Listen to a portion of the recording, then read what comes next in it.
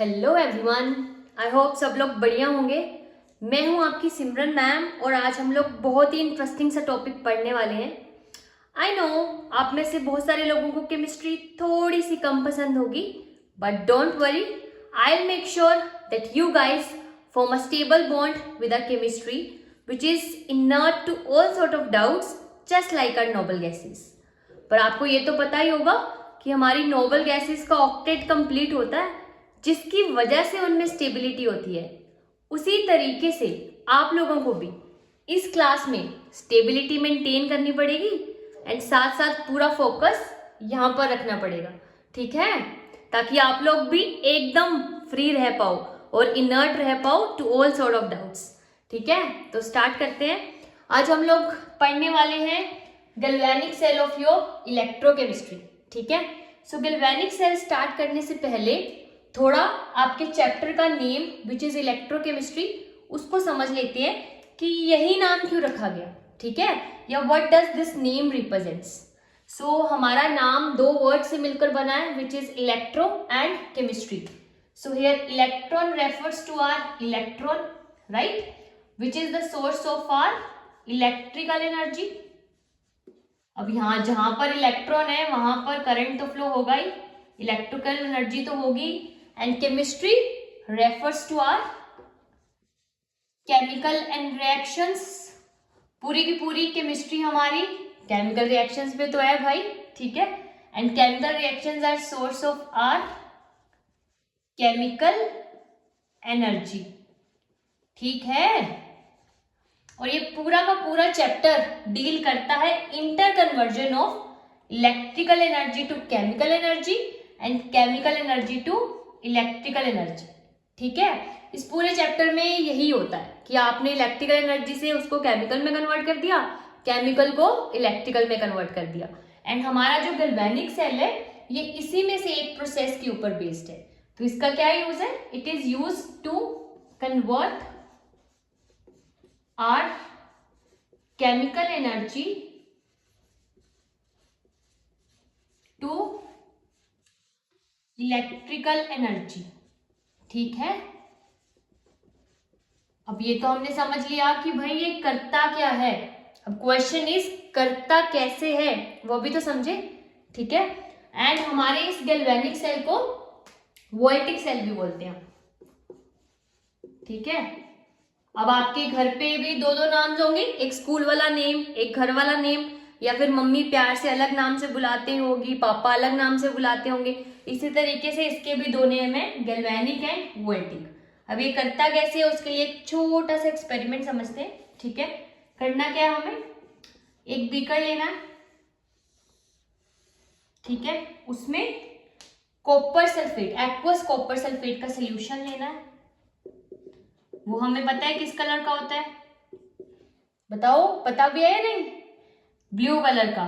तो aqueous copper sulphate का solution लेना है which is blue in colour, ठीक है। उसमें एक जिंक रॉड डिप करेंगे, ठीक है, और साथ में एक छुटकू सा थर्मोमीटर लगा देंगे।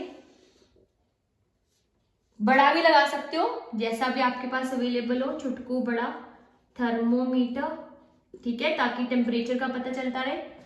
अब कुछ टाइम के बाद इसको रख देंगे, फिर ऑब्जर्वेशन स्टार्ट करेंगे, ठीक है। तो क्या क्या ऑब्जर्वेशन है, लेट्स सी।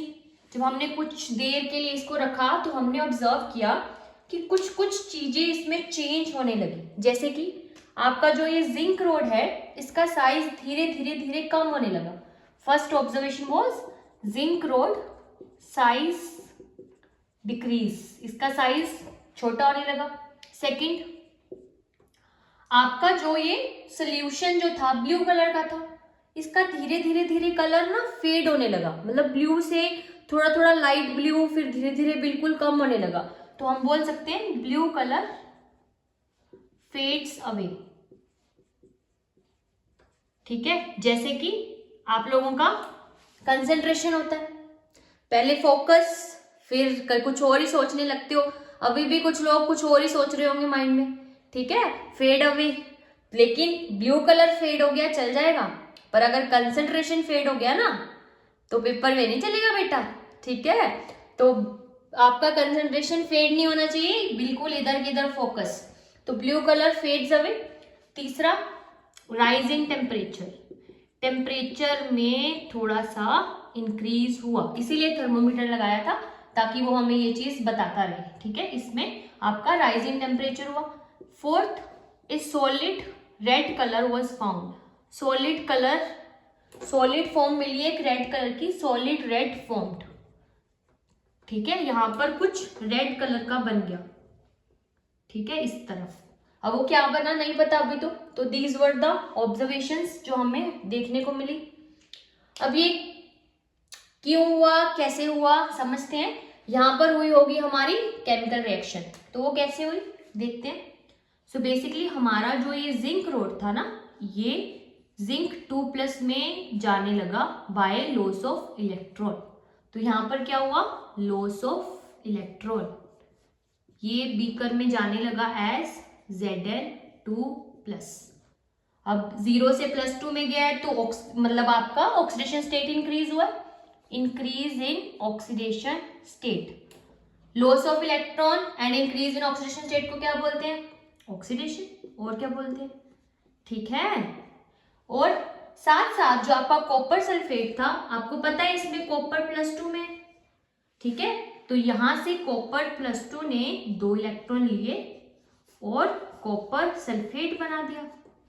अब ये क्या हुआ, ये हुआ +2 से आपका, सॉरी, कॉपर +2 ने 2 इलेक्ट्रॉन लिए और कॉपर बना दिया दिस। अब ये +2 से 0 में आया तो यहाँ पे क्या हुआ, गेन ऑफ इलेक्ट्रॉन और डिक्रीज इन ऑक्सीडेशन स्टेट। सो इसको क्या बोलते हैं, रिडक्शन। भाई ये तो रिडॉक्स रिएक्शन हो गई, इसीलिए ये कुछ हुआ। अब यहाँ पर जिंक से जिंक 2+ बन रहा है तो ऑटोमेटिक सी बात है कि भाई ये जिंक, आपकी जिंक 2+ में जा रही है तो साइज डिक्रीज ही होगा, ठीक है। और कॉपर +2 कॉपर में जा रहे हैं, ये कॉपर ही होता है आपका रेड कलर का, रेडिश से कलर का होता है, इसी वजह से यहाँ पर कॉपर रेड यानी कि सॉलिड रेड बना, ठीक है। और इसी वजह से ब्लू कलर जो है फेड हो गया, बिकॉज अब +2 वाला कॉपर जब कॉपर में जाएगा तो ब्लू कलर तो गायब होगा ही, ठीक है। और साथ साथ ये जो पूरा रिएक्शन था हमारा, दैट वाज एक्सोथर्मिक। हीट क्या हुई आपकी, release. Exo means ΔH negative, heat released. अब हीट रिलीज हुई है तो ऑटोमेटिक सी बात है कि टेम्परेचर तो राइज होना ही था। इस हीट की वजह से ही आपका टेम्परेचर जो है राइज हो गया। सो यहाँ पर हुआ क्या बेटा, यहाँ पर आपकी जो ये रिएक्शन हुई, इससे जो केमिकल एनर्जी जनरेट हुई वो एनर्जी की कौन से फॉर्म में कन्वर्ट हुई, हीट वाले फॉर्म में। सो केमिकल एनर्जी हीट एनर्जी में कन्वर्ट हो गई, ठीक है। बट हमें क्या चाहिए था, इलेक्ट्रिकल एनर्जी, ठीक है। अब ये हीट एनर्जी तो एस्केप कर जाएगी आपकी हीट, तो अगर हम इसको किसी भी तरीके से स्टोर कर ले in the form of electrical energy, automatic सी बात है कि हम लोग उसको बहुत सारी जगह पे यूज कर सकते हैं, ठीक है। तो ये सेटअप वाज गुड, बट यहाँ पर छोटा सा क्या हो गया कि ये हीट में कन्वर्ट हो गई। ये तो हमें पता है energy can be converted from one form to another, right, but can not be created और डिस्ट्रॉयड। तो ये वही हुआ है आपका वन फॉर्म टू अनदर। तो इस सेटअप को थोड़ा सा हमें मॉडिफाई करना पड़ेगा ताकि हम लोग इसको इलेक्ट्रिकल एनर्जी में कन्वर्ट कर पाए, ठीक है। सो इसको नोट कर लो फटाफट से, देखते हैं कैसे करेंगे वो सेटअप।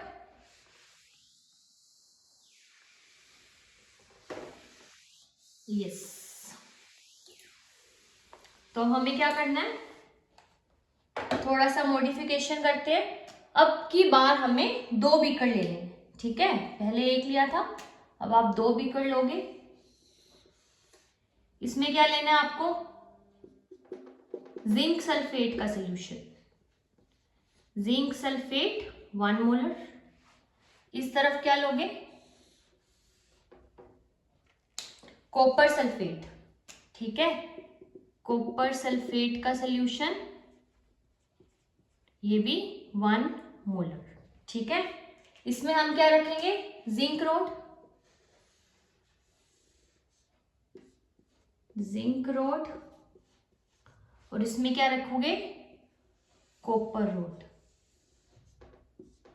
ठीक है। और इनको हम कनेक्ट कर देंगे एक बल्ब से। बल्ब से क्यों, ताकि अगर हमारी इलेक्ट्रिकल एनर्जी जनरेट हो तो ये बल्ब ग्लो करे, ठीक है। इसकी बत्ती जग जाए, इसकी बत्ती जगे, और वैसे ही आप लोगों के दिमाग की बत्ती जलनी चाहिए। जल भी रही है या नहीं, ठीक है, समझ आ रहा है ना सबको, ठीक है। तो इसी तरीके से हमारे बल्ब की बत्ती भी जलनी चाहिए। अब ये सेटअप हमारा हो गया। अब हम लोग कुछ इसमें भी रिएक्शन हुई होंगी, कैसे हुई होंगी, वही जो हमने पीछे ऑब्जर्व करी। आपका जो जिंक है वो किस में जाएगा, जिंक 2+ +2 इलेक्ट्रॉन, यानी कि ऑक्सीडेशन, और यहां से वो इलेक्ट्रॉन रिलीज करेगा, ठीक है। और ये किसके पास आ रहे हैं, कॉपर के पास।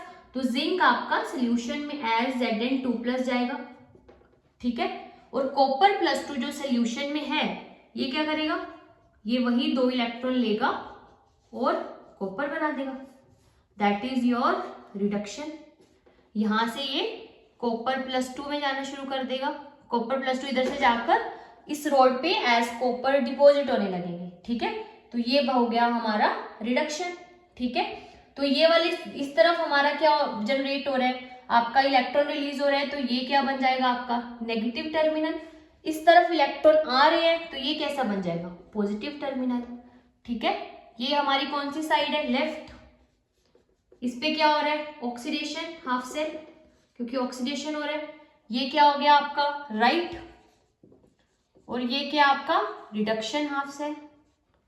ऑक्सीडेशन वाले को हमें क्या बोलना है, एनोड। है तो दोनों ही आपके इलेक्ट्रोड्स, बेसिकली आपकी जो मेटल रोड है, right, that is your electrode only, पर उसको एक स्पेसिफाई नाम दिया है, जैसे आपका मेरा हम सबका अलग अलग नेम है, उसी तरीके से आपका इसको क्या बोलते हैं, एनोड, ऑक्सीडेशन वाले को, और इसको कैथोड, ठीक है। अब ये साइंस में कंफ्यूज हो जाते हैं हम लोग, क्योंकि आगे हम लोगों का और भी सेल है इसी चैप्टर में जिसमें साइंस अलग रहने वाले हैं, तो कंफ्यूज ना हो उसके लिए आप एक छोटा सा ट्रिक ध्यान में रखो, मैं बता देती हूं आपको। क्या ध्यान में रखना है, लोन।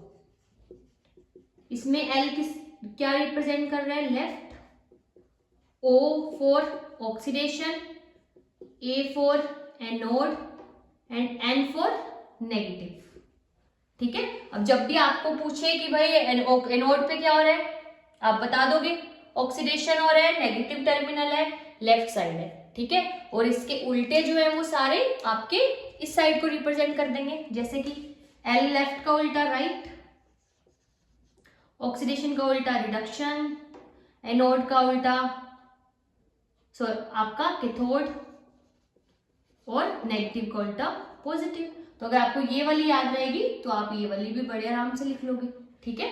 तो इसको ध्यान में रखना है, इस ट्रिक को फटाफट से नोट कर लो सब लोग, ठीक है। नेक्स्ट में क्या है आपका, देखो अब सेटअप रेडी है। अब इट इज एज्यूम्ड कि भाई करंट फ्लो होना चाहिए, बट नहीं हुआ, ये बत्ती नहीं जली, बल्ब ग्लो नहीं करा। जैसे कभी कभी आप लोगों के दिमाग की बत्ती नहीं जलती है, वैसे ही इसकी बत्ती भी नहीं जली। इसका मतलब कुछ तो गड़बड़ हुई है। अब वो क्या गड़बड़ हुई है, ध्यान से सोचो, जलाओ दिमाग की बत्ती ताकि ये वाली बत्ती जल सके, बताओ क्या हुआ होगा ऐसा।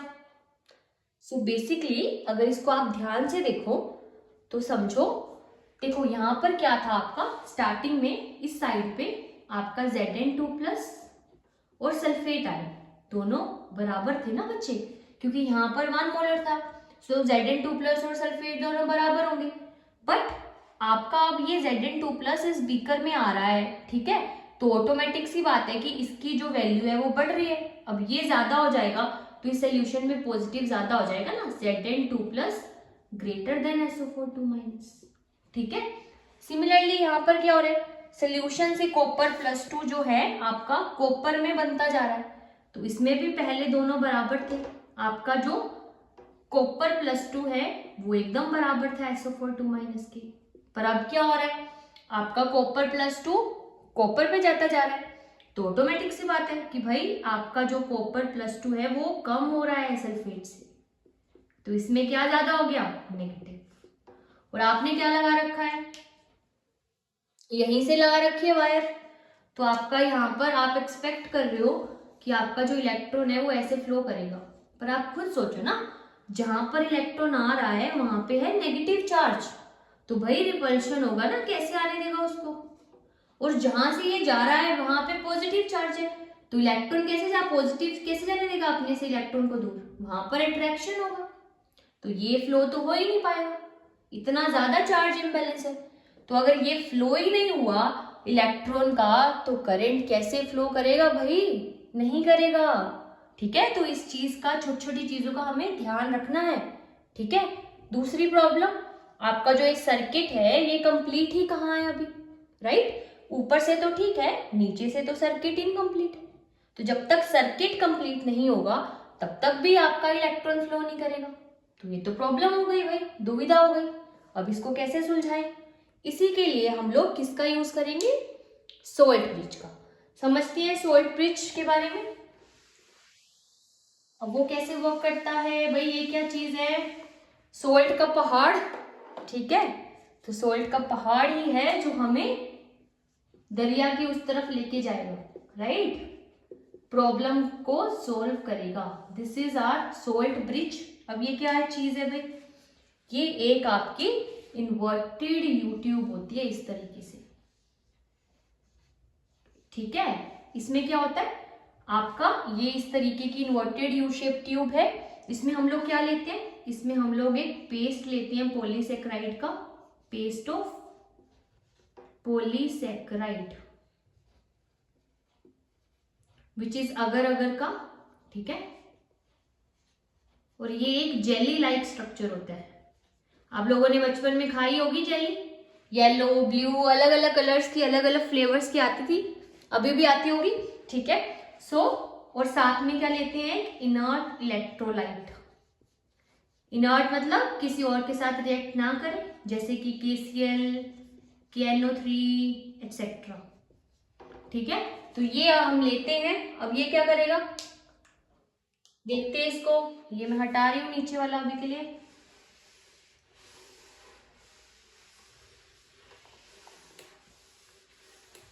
बेसिकली ये आपका इस तरीके से काम करता है, जैसे कि आपके इस बीकर में क्या ज्यादा था, पता है हमें, जिंक 2+ बढ़ता जा रहा है, पॉजिटिव ज्यादा था, इस वाले बीकर में क्या ज्यादा था, नेगेटिव। तो अगर आपने इस तरीके से एक यू ट्यूब लगा दी यहाँ पर, ठीक है, तो यहाँ पर आपका K पॉजिटिव एंड Cl- था, तो Cl- इधर आएगा, पॉजिटिव को न्यूट्रलाइज कर देगा, K- उधर जाएगा एंड आपके नेगेटिव को न्यूट्रलाइज कर देगा, K+ आएगा और इसको न्यूट्रलाइज कर देगा। तो पॉजिटिव चार्ज अगर इधर आ जाएगा तो ये नेगेटिव चार्ज न्यूट्रलाइज, और नेगेटिव इधर आ जाएगा, ठीक है, तो ये पॉजिटिव न्यूट्रलाइजेशन। तो इसी वजह से आपका ये सोल्ट ब्रिज जो है, ये जो चार्ज इम्बैलेंस हो रहा था इसको बैलेंस कर देगा। ठीक है, तो ये हम लगा देते हैं आपका सोल्ट ब्रिज, ताकि हमारी बत्ती जल्दी से जल्दी जले। ठीक है, इसको हटा देते हैं यहाँ से ताकि आपको कोई कंफ्यूजन ना हो। ठीक है, यहाँ पर आपका आएगा सोल्ट ब्रिज कुछ इस तरीके से। ठीक है, यहाँ पर आपका Cl- था, यहाँ पर K+, इधर आपका जो क्या ज्यादा हो रहा था, पॉजिटिव चार्ज, तो ये यहाँ पर आएगा, इसको न्यूट्रलाइज कर देगा। यहाँ पर क्या ज्यादा हो रहा था, नेगेटिव चार्ज, तो पॉजिटिव आएगा और इसको न्यूट्रलाइज कर देगा। अब हुआ हमारा सर्किट कंप्लीट। अब ये बत्ती जलेगी, और आप लोगों की बत्ती जली है नहीं? ठीक है, तो this is how our salt bridge helped in neutralizing all the things. तो इसको नोट कर लो, फिर मैं आपको इसके फंक्शंस जो है वो लिखवा देती हूँ। ठीक है, इसको हटा देते हैं।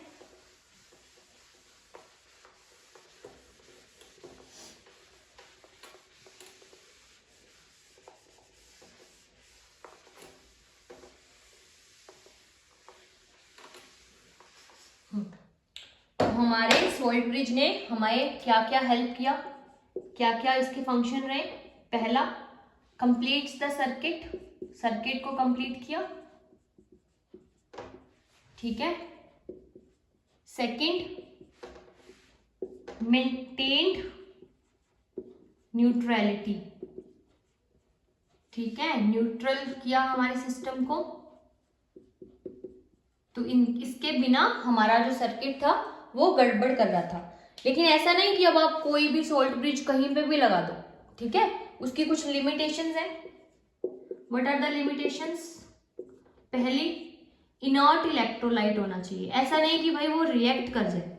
अब वो कोई किसी के लिए इनर्ट हो सकता है, किसी के लिए नहीं हो सकता, समझेंगे अभी उसको एक एग्जांपल के साथ। जैसे आपका KCl, अभी हम लोगों ने जो पीछे लिया, ठीक है, वो हमारा जिंक और कॉपर वाले सेल के साथ चल गया। लेकिन अगर आपका Ag का सेल है तो वहां पर क्या होगा, सोल्यूशन में Ag प्लस Cl- के साथ कंबाइन करके AgCl बना देगा। तो वहां पर आपका जो गोल है वो खराब हो जाएगा, तो आप नहीं यूज कर सकते। तो KCl किसके किसके साथ नहीं यूज कर सकते? Can not be used with AgTl and Pb and mercury, इनके साथ आप यूज नहीं करोगे, ठीक है, बिकॉज इनके साथ KCl इनर्ट नहीं है। जिंक कॉपर वाले के साथ हम कर सकते थे। दूसरा, आपका जो है इक्वल मोबिलिटी होनी चाहिए कीटायन एनायन की, इक्वल मोबिलिटी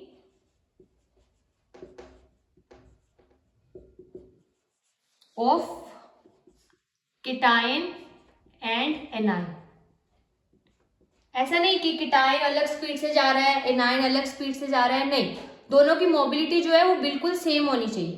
क्योंकि अगर दोनों की जो स्पीड है वो अलग अलग हो गई तो फिर से एक जगह चार्ज ज्यादा हो जाएगा, एक जगह कम हो जाएगा, एंड फिर से गड़बड़ हो जाएगी।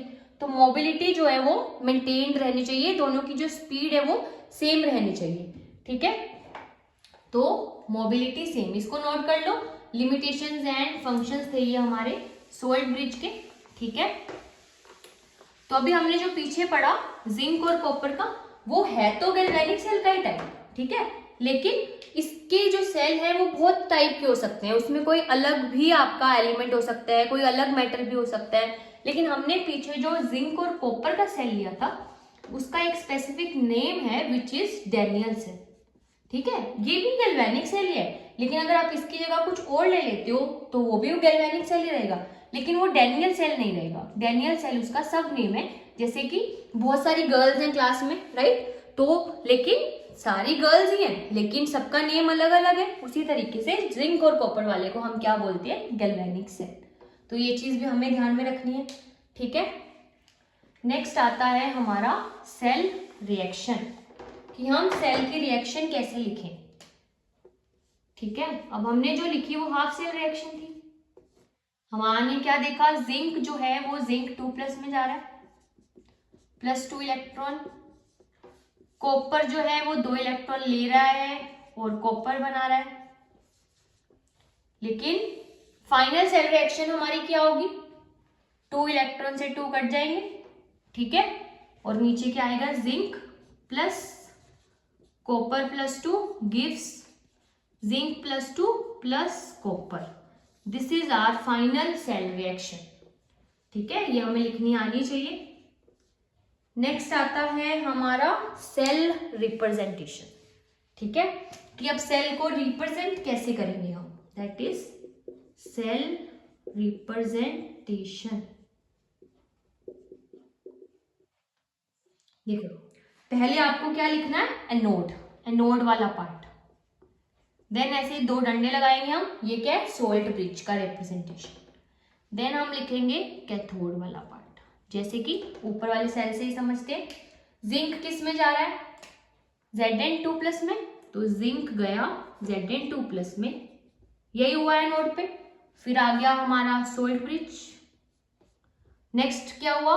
कॉपर +2 गया कॉपर में, कॉपर +2 गया कॉपर में, ठीक है, और साथ में उनकी स्टेट्स, जैसे ये किस फॉर्म में? सॉलिड, ये किस में? एक्वस।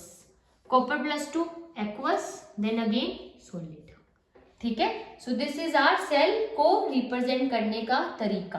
पहले क्या था, ये एनोड वाला part, this is our salt bridge, ये हमारा कैथोड वाला पार्ट, ठीक है। This is how our cell is represented, ठीक है। नोट डाउन कर लो फटाफट से। देन मैं आपको एक क्वेश्चन के थ्रू ये बता दूं कि आपसे किसी भी सेल का रिएक्शन जो है पूछा जा सकता है कैसे। जैसे कि देखो, अगर मैं आपको बोलूं कि आपका जो सेल है दैट इज ए से A+2, देन B+3 से B, और question is write cell reaction for this.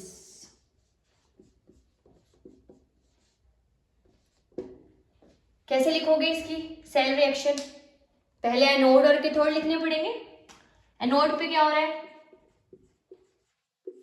ए से A+2 बना, साथ में क्या आया आपका +2 इलेक्ट्रॉन, इधर B+3 ने 3 इलेक्ट्रॉन लिए और क्या बना दिया B। ये क्या था, ऑक्सीडेशन हाफ सेल, ये क्या था, रिडक्शन हाफ सेल। अभी ऊपर तो आपके दोनों में 2-2 इलेक्ट्रॉन थे, जिंक और कॉपर में, तो आपने बड़े आराम से कैंसिल कर दिए। पर यहाँ पर आपके अलग अलग है भाई, अब नहीं कैंसिल होंगे इजीली। तो इनको कैंसिल करने के लिए हमें क्या करना है, दोनों को सेम करना है। तो ऊपर आप 3 से मल्टीप्लाई करोगे, नीचे 2 से, तो ये क्या बन जाएगा, 3A gives 3A+2 plus 6 electron, और नीचे क्या आएगा 2B+3 plus 6 electron gives 2B, ठीक है। अब आप बड़ी इजीली कैंसिल कर सकते हो, 6 से 6 और नीचे क्या आएगा 3A plus 2B+3 gives 3A+2 plus 2B। So this is your final cell reaction. तो आपको ऐसी कोई भी सेल रिएक्शन पूछी जा सकती है, तो आपको पता होना चाहिए कि भाई इलेक्ट्रॉन सेम करने हैं। और अगर मैं पूछूं कि इस पूरे में आपके कितने इलेक्ट्रॉन्स का लेन देन हुआ, दैट इज 6, तो ये नंबर हमारे लिए इंपॉर्टेंट हो जाता है, ठीक है। जैसे जिंक कॉपर वाले में तो बाय चांस सेम आ गया 2-2, तो आपने कैंसिल कर दिया। पर अगर सेम नहीं है तो आपको ऐसे मिनिमम नंबर से मल्टीप्लाई करना है ताकि वो सेम आ जाए और आपको कोई भी प्रॉब्लम नहीं आए। तो ऐसे आपको कोई भी एलिमेंट्स का पूछा जा सकता है। So that was our galvanic cell. इसमें हमें सेल रिएक्शन, सेल रिप्रेजेंटेशन दोनों पूछी जा सकती है, ठीक है। अब गैल्वेनिक सेल हम इतना डिटेल में क्यों पढ़ रहे हैं, क्वेश्चन आ रहा होगा माइंड में, ठीक है। सो बेटा जी, जो आप घर में रिमोट कंट्रोल यूज करते हो ना, जिसमें लड़ते रहते हो कि नहीं मैं तो कार्टून नेटवर्क देखूंगा, मैं ये देखूंगा, राइट, अलग अलग चीजों के लिए मैं ये सीरियल, ये मूवी, उसमें जो सेल यूज होती है आपकी, that is galvanic cell only, ठीक है। उसमें यही प्रोसेस यूज होता है, आपकी केमिकल एनर्जी को इलेक्ट्रिकल एनर्जी में कन्वर्ट किया जाता है। तो नेक्स्ट टाइम जब भी मार्केट से सेल लो तो उनको समझाकर आना कि भाई मुझे पता है ये कैसे वर्क करता है। ऐसे ही वर्क करता है आपका गैल्वेनिक सेल, ठीक है। सो ये सारे चीज उसी के ऊपर बेस्ड है, तो इस चीज को भी नोट डाउन कर लो फटाफट से, ठीक है। So that was all the main points about your galvanic cell. तो थोड़ा सा समराइज कर लेते हैं, इसके आगे की चीजें हम लोग नेक्स्ट लेक्चर में करेंगे, ठीक है। सो आज हम लोगों ने क्या पढ़ा, गैल्वेनिक सेल को डिटेल में पढ़ा कि भाई इसकी फंक्शनिंग कैसे करते हैं, इसका फंक्शन क्या है, ठीक है। उसके बाद फिर हमने सोल्ट ब्रिज के बारे में पढ़ा, ठीक है, उसको कैसे यूज करते हैं। देन सेल रिएक्शन कैसे लिखनी है हमें, देन सेल को रिप्रेजेंट कैसे करना है, ठीक है। तो ये सारी चीजें हम लोगों ने कवर करी हैं, ठीक है। तो आप लोगों को क्या करना है, इसको अच्छे से रिवाइज करना है, सो दैट नेक्स्ट क्लास में इसको आगे से जब हम कंटिन्यू करें तो आप बहुत अच्छे से रिलेट कर पाओ, ठीक है। और आप लोगों के लिए एक छोटा सा होमवर्क है, which of the following is correct. Electron flow from anode to cathode, next electron flow from cathode to anode, next current flow from anode to cathode, and fourth none of this. तो chapter पढ़ने के बाद इसको try करना, ठीक है। Next class में discuss करेंगे। सो आई होप काफ़ी चीज़ें सीखी हैं आपने, और जैसे हमारा बल्ब जगा आप लोगों का बल्ब भी जगा होगा। So see you in the next class. Thank you so much, bye bye, take care, keep smiling. इसी तरीके से, ठीक है, नोट डाउन कर लेना इसको। Thank you.